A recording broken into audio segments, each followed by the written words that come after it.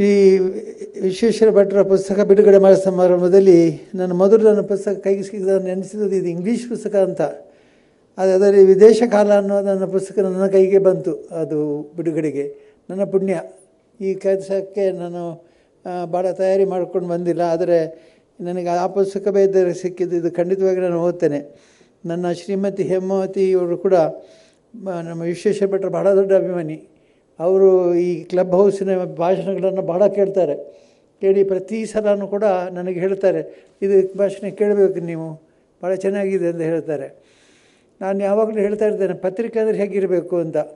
ನಾವು ಕೆಲವು ಸಲ ವಿದೇಶ ಪ್ರವಾಸ ಮಾಡಿ ಅಥವಾ ನನಗೆ 4 ದಿವಸ ಡಿಲ್ಲಿಯಲ್ಲಿದ್ದು ಊರಿಗೆ ಬಂದಾಗ ಯಾವುದೊಂದು ಪತ್ರಿಕೆ ತೆಗೆದುಕೊಂಡ್ರೆ ಅದರಲ್ಲಿ ಬರೀ ವಾರ್ತೆಗಳು ಮಾತ್ರ ಅಲ್ಲ, ಬೇರೆ ಸಹ ಲೇಖನಗಳಿರಬೇಕು.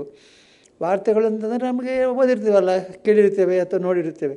ಈಗ ಅದು ಟಿ ವಿ ಬಂದ ಮೇಲೆ ಮೊದಲೇ ನಮಗೆ ಗೊತ್ತಿರುತ್ತೆ, ಹಿಂದಿನ ದಿವಸನೇ ಗೊತ್ತಿರುತ್ತೆ ವಿಷಯ. ಆದರೆ ಯಾವುದಾದ್ರೂ ಒಂದು ಪತ್ರಿಕೆ, ಹಳೆಯ ಪತ್ರಿಕೆಯನ್ನು ತೆಗೆದು ಓದುವುದಾದರೆ ಅಥವಾ ಹಿಂದಿನ ವರ್ಷ 1 ವರ್ಷದ ಮೇಲೆ ಓದೋದ್ರ ಅದು ಕೂಡ ವಿಶ್ವವಾಣಿ ಅಂತ ನಾನು ಧೈರ್ಯವಾಗಿ ಹೇಳಬಲ್ಲೆ.